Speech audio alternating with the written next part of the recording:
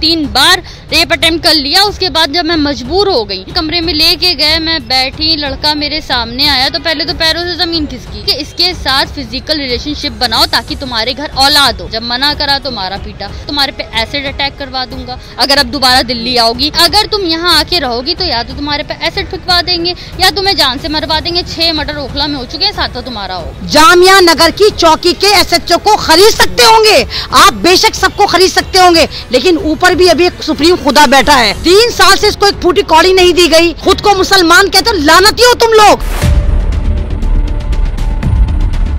नमस्कार, आप देख रहे हैं सोशल न्यूज़। मैं आपके साथ मोहम्मद अकरम।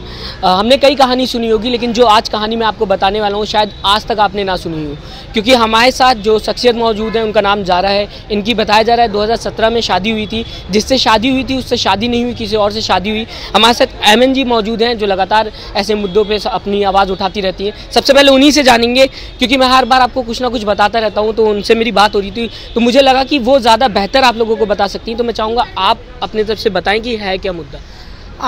ये जो एक स्टोरी जैसे आपने कहा कि कहानियाँ वायरल होती है, ये एक ऐसी कहानी थी जो आपकी रूह को झंझोड़ देगी। एक ऐसी कहानी थी जो मुस्लिम समाज के नाम पर जन्नाटेदार तमाचा है।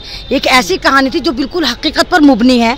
आपको यकीन भी नहीं आएगा कि आज के दौर में जब हम डिजिटल की बात करते हैं, आज के दौर में जब हम महिलाओं के सम्मान की बात करते हैं, आज के दौर में जब हम इक्वालिटी की बात करते हैं, उस दौर में भी लड़कियों के साथ इतना बड़ा फ्रॉड हो सकता है। ये जारा है, इनका केस मेरे पास अभी फरवरी में आया। जब मुझे पता चला तो मेरे तो पैरों के नीचे ज़मीन खिसक गई। मुझे पता चला कि जारा की शादी हमारे ही ओखला में नूर नगर में ताज पॉइंट में होती है, और इनके बकौल ये जो रिश्ता था वो मैट्रिमोनियल साइट पर तय होता है। रिश्ते के बाद लड़के वाले आते हैं, कहते हैं हम डायरेक्ट मंगनी करेंगे, लेकिन जिससे मंगनी होती है वो लड़का दूसरा होता है। फिर बारात आती है, आनन फानन जल्दी शादी होती है। लड़के वाले कहते हैं कि नहीं, हम शादी जो है वो निकाह जो है मस्जिद में करेंगे। लड़का बदल दिया जाता है। एन निकाह के बाद जो कबूल है का सीन प्ले करा जाता है, वो एक 3 फुट का आदमी करता है। जारा के घर वालों को जब पता चलता है, बड़ा तरीके से फिल्मी कहानी टाइप की। फिल्मों में भी इतना बड़ा धोखा नहीं होता जनाब, फिल्मों में भी थोड़ा बहुत चलता है, 100% नहीं चलता। उसके बाद क्योंकि आपको पता है कि मुस्लिम समाज आजकल आप देखिए कि क्या होता है, अगर किसी लड़की का रिश्ता ही टूट जाए तो समाज क्या कहता है, कोई कमी रही होगी, लड़की का कोई बात पता चल गई होगी, ये है नसीब खोटा है, ये आते हैं अल्लम कल्लम सल्लम लगाते हैं। अब ये होता है कि लड़के वाले जो है वो अपनी दौलत का खूब ज़्यादा रौब जमाते हैं, कहते हैं हम हीरे में तोल देंगे, हम चांदी में तोल देंगे, कद पे मत जाइए, लड़की को हीरे के साथ हीरा बना कर रखेंगे, नौकरानी इसके आगे पीछे होंगी। गरज ये लड़की रुखसत होकर दिल्ली आ जाती है। अब दिल्ली आने के बाद असल गेम प्लान में ही शादी हुई थी ना? हाँ, नहीं, शादी लखनऊ में हुई थी। जारा लखनऊ की बेटी है। जारा के पापा 25 साल सऊदी में रहे हैं। ये फैमिली सऊदी में ही रहती थी। बाद में सन 2003-04 में ये लखनऊ आके बसे।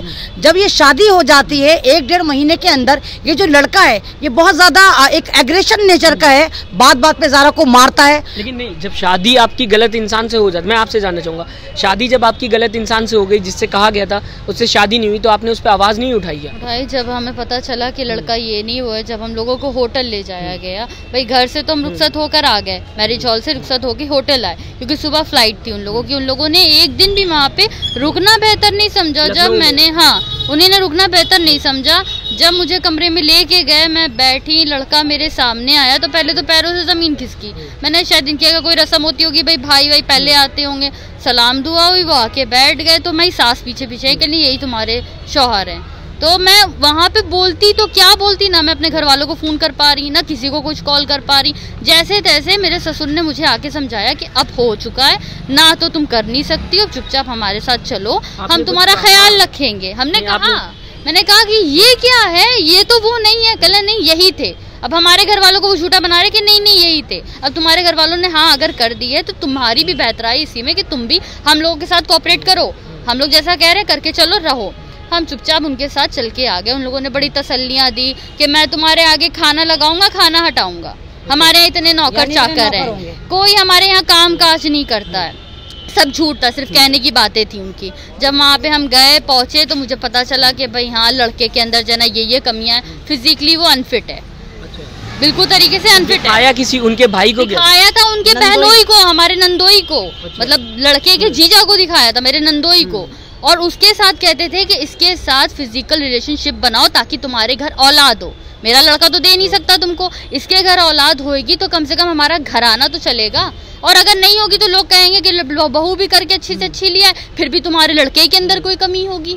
तो हम पे उंगली ना उठे, इस वजह से उन लोगों ने ऐसा ऐसा जब करा मेरे साथ तो मैं वहाँ से चुपचाप वापस आ गई। जब लड़ाई झगड़ा मार पीट सब कुछ उन लोगों ने कर लिया मेरे साथ, तारिक ने एक नहीं दो तीन बार रेप अटेम्प्ट कर लिया। उसके बाद जब मैं मजबूर हो गई, उन्होंने कहा मैं रखूंगा नहीं, अगर तुम इसके साथ रहना चाहती हो तो जैसा हम लोग कहेंगे वैसा करना पड़ेगा, तब मैं रख लूंगा। जब मैंने साफ इनकार किया, मना करा, तो उन लोगों ने मुझसे कहा तुम जाओ, मैं वापस नहीं बुलाऊंगा। इतना सारा जुल्म होता रहा आप पे, आपके साथ आप बता रहे रेप का भी कोशिश की गई है, हुआ, उसके बाद आप पुलिस के पास नहीं गए, आपने अपने घर वालों से नहीं बोला? नहीं, मैंने अपने घर वालों से कहा, मेरे घर वाले क्या करते, मेरे पापा तो थे नहीं, वो तो ऐन वलीमे पे ही लड़के को सदमे के मारे देख के चल बसे कौन खड़ा होता है। मम्मी हमारी बेड पे, उनको अर्थराइटिस की पेशेंट है, हमारी बहन को टीवी है, इस टाइम पे हॉस्पिटल में, उनकी हाँ ना में कोई भी डॉक्टर हाँ ना में कुछ नहीं बोलता है, कौन साथ देता, कौन खड़ा होता। फिर भी अकेले दम पे मैंने 6-7-8 महीने के बाद FIR कराई, जब मैं डिप्रेशन से थोड़ा बाहर निकली, क्योंकि उस टाइम तो मुझे डिप्रेशन था, डिहाई डिप्रेशन था,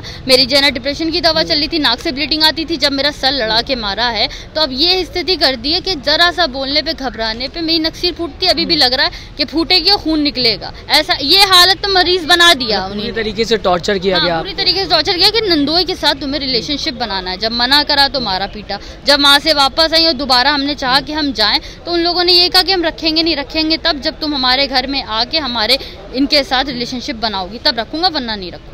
तो अब आप क्या चाह रहे हैं, अब कैसे आप हम चाहते हैं कि लोग इस चीज़ पे नज़र डालें, इस केस को सुलझाएं, आके मेरी मदद करें और देखें कि क्या हक मुझे मिल सकता है। फिलहाल तो मुझे वहीं रहना है और मैं चाहती हूँ जिस लड़के से मेरी हुई है अब मुझे उसी के साथ रहना है, मुझे उसी के साथ रखो। मेरा घर है, मेरा हक है, अभी उसने मुझे तलाक नहीं दी है, ना मैं अलग हो गई हूँ ना उसने मुझे तलाक दे दी, ना मैं अलग हो चुकी हूँ, अभी तो साथ हूँ ना। तो जब धोखा हुआ आपके साथ जिसके साथ शादी होनी थी उसके साथ हुई नहीं, तो आप जबरदस्ती क्यों, अपनी पूरी जिंदगी पड़ी आपकी, तो अब जिंदगी बची कहाँ? जो चार कह देते ना हम तुम्हारे हैं, हम तुम्हारे हैं, हम तुम्हें बेटी बना के रखेंगे, कौन रखता है अपने घर में? कितने दिन कॉम्प्रोमाइज करने के लिए आप तैयार हैं? जिसके साथ शादी हुई थी आप चाहते हैं बस उसी के साथ रहने के लिए तैयार हूँ। उन लोगों से कहें कि मेरा हक दे, मुझे मेरे घर में रहने दे, मैं बस और कुछ नहीं चाहती। बस ये ना करें कि मेरे पे जबरदस्ती ये इल्जाम लगवा रहे हैं कि तुम्हारे पे एसिड अटैक करवा दूंगा अगर अब दोबारा दिल्ली आओगी अपना हक लेने के लिए। जैसे मैं जाती हूँ मांगने के लिए, आप लोगों ने वीडियो पे देखा होगा कि मार के भगा रहे, वो इतना सा दिखता है,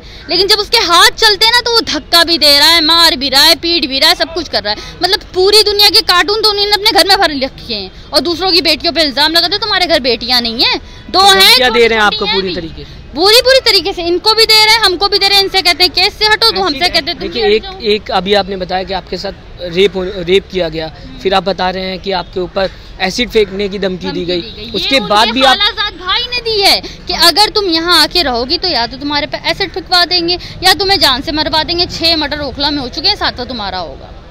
जान से मारने की दम, 3 चीजें आप बता रहे हैं जो बहुत बड़ा क्राइम अगर बात करी जाए। मैं क्या करूं, पुलिस वालों के पास भी जाती हूं तो पुलिस वाला SHO तो कहता है चली जाओ वरना क्रॉस FIR कर दूंगा। आप बताओ कहाँ जाके अपनी इसके बाद भी आप वहाँ रहने की बात कर रहे हैं? और कहाँ जाऊँ आप बताओ, कहाँ जाऊँ? कहाँ एजुकेटेड है आप, पढ़े लिखे हो?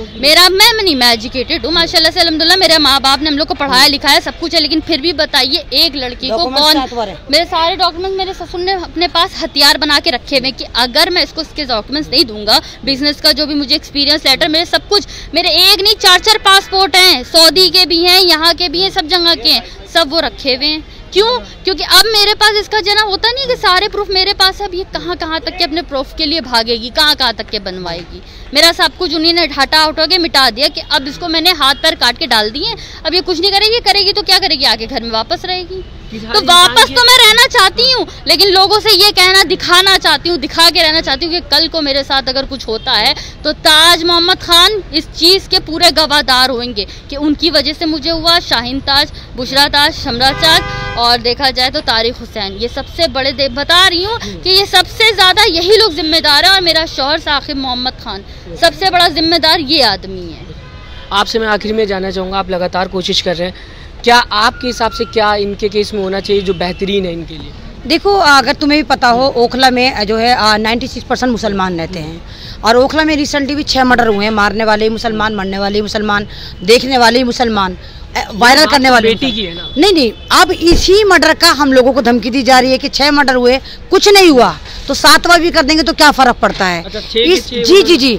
अब इस केस में जो है इनके ससुराली रिश्तेदार हैं, कोई एक अकरम मुजम्मिल है जो बिल्डर हैं और दलाल बन के हमें पीछे लगे हुए हैं, एक कामरान है जो कांग्रेस में, वो भी धमकियां दे रहे हैं। अब ये मेरे पीछे लग गए हैं क्योंकि इनको पता 3 साल से इसको मारपीट कर रहे थे, ससुराल आ रही थी, इसको भगा रहे थे, 12-15 बार आ चुकी है।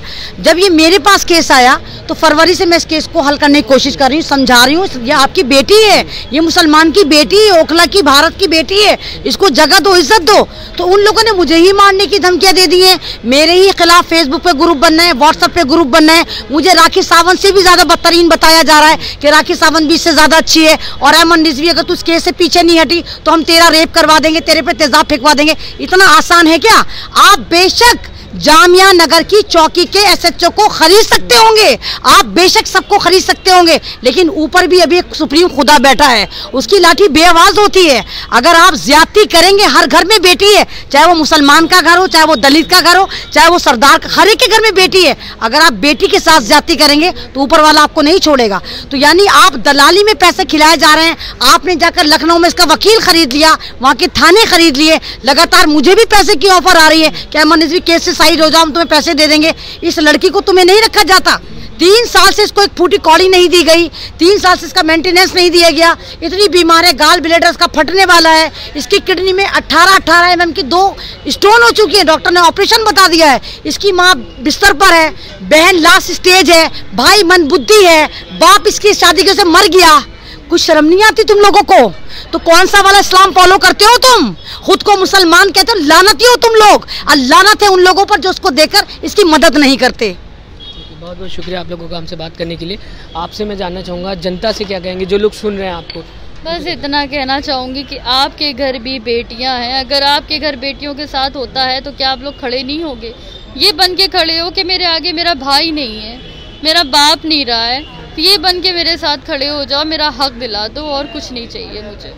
मैं सबसे यही गुहार लगाती हूँ कि दिल्ली वालों मेरी मदद करो। ये ना कहो कि लोग कल को दिल्ली जाने में, रिश्ता करने में डरें कि नहीं भाई वहाँ बेटी नहीं भेजने वाली है, वहाँ के लोग तो ऐसे होते हैं, ये ना करे कोई, बस और कुछ। बहुत बहुत शुक्रिया आप लोगों का हमसे बात करने के लिए। तो आपने सुना हमारे साथ ज़ारा जी मौजूद थी, जिन्होंने बताया कि 2017 में उनकी शादी हुई थी, जिससे शादी हुई वो कोई और शख्स था और जो सामने लाया गया उससे शादी नहीं हुई थी। उसके बाद ससुराल वालों ने मारपीट की, ससुराल वालों ने एसिड अटैक की धमकी दी, साथ ही साथ जान से मारने की धमकी दी।